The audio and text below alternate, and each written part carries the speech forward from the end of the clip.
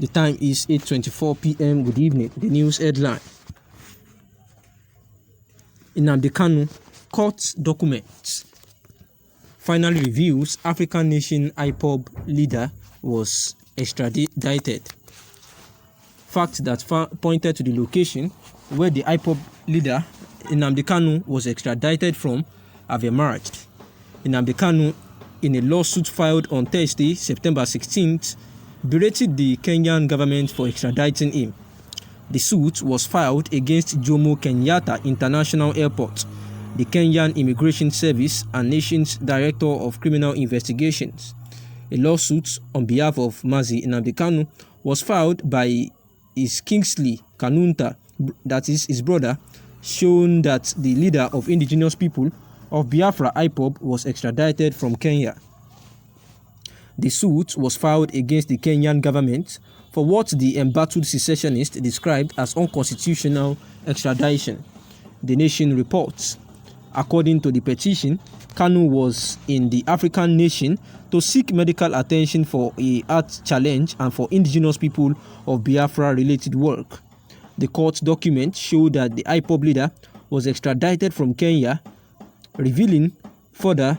The suit seen by Punch said the agitator arrived at Jomo Kenyatta International Airport in May from Kigali, Rwanda, on an East African tourist visa.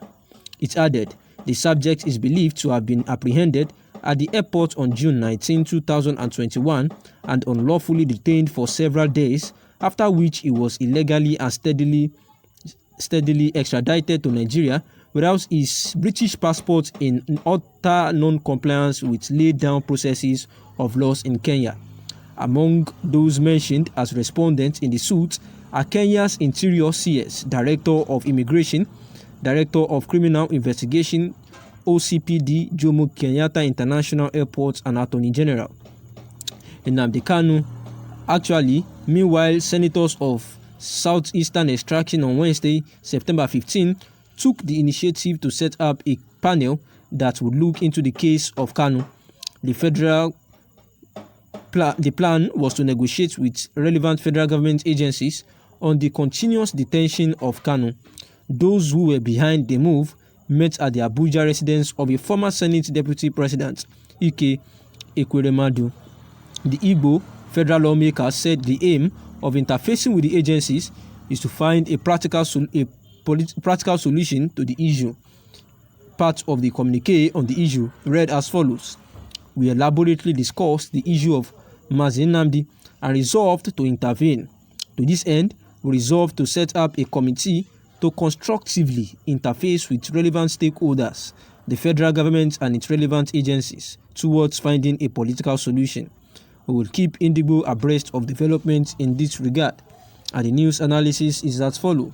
Following the case whereby Mazi Nnamdi Kanu of the indigenous people of Biafra was actually extradited from Kenya about some times ago, where it was said that he went to Kenya for a medical related issue and also to sort out one or two issues concerning the Biafra.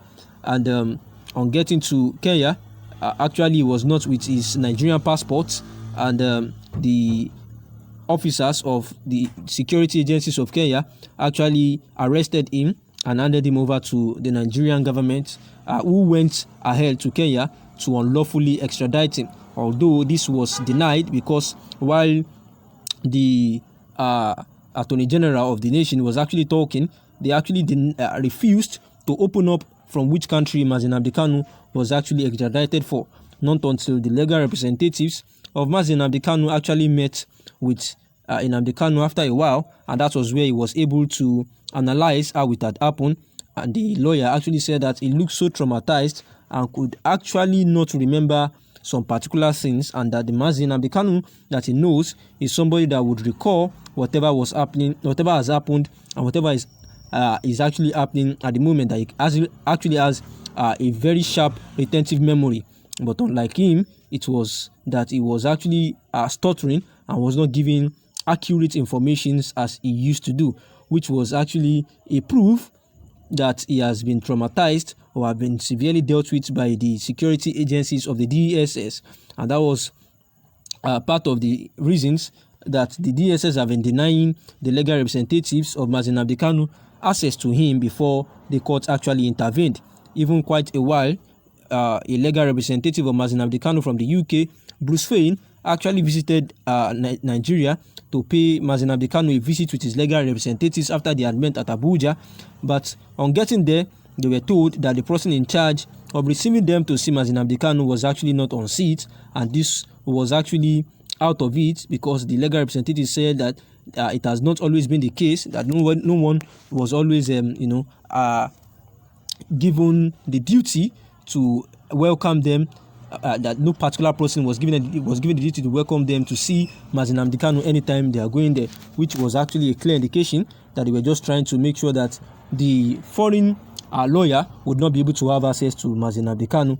And then the lawsuit that was filed on Thursday, September 16th, actually berated Kenya government for allowing Nnamdi Kanu to be extradited to Nigeria, although the Kenya government have been denying this fact that they were not involved and they knew nothing about his extradition. Yet the indigenous people of Biafra had continually accused them that they knew, and they were just denying it to avoid being dragged by the International Criminal Court. Therefore, the suit was filed against the Kenyan government by his brother Kingsley Kanuta, and they described that extradition as actually an unconstitutional one because the government is actually fighting with Nnamdi Kanu against secession. And at a particular point in 2017, it was said that Nnamdi Kanu was arrested as at then and was granted bail, but he jumped the bail by fleeing out of the country. And since then, he had not been in Nigeria. He has been moving from one place to the other before they were able to get hold of him at Kenya. And according to the petition, Kanu was in the African nation, that is Kenya, for medical reasons and also Biafran related work. And the court document showed that the IPOB leader was actually extradited from Kenya, of which the Attorney General and the DSS had refused to review at the initial point. Revealing further, the suit seen by The Punch said that the agitator arrived at Jomo Kenyatta International Airport in May from Kigali, Rwanda, on an East African tourist visa before he was actually apprehended by the security agencies believed to be Kenya security agencies and also the Nigerian security agencies DSS, where he was put in a private jet plane that took him back to Nigeria. And the subject is believed to have been apprehended at the airport on June 19, 2021 and unlawfully detained for several days, after which he was illegally and steadily extradited to Nigeria without his British passport in utter non-compliance with laid down processes of laws in Kenya. His British passport is still said to be in Kenya till now. Time is 8:03 p.m. Good evening. Thanks for listening.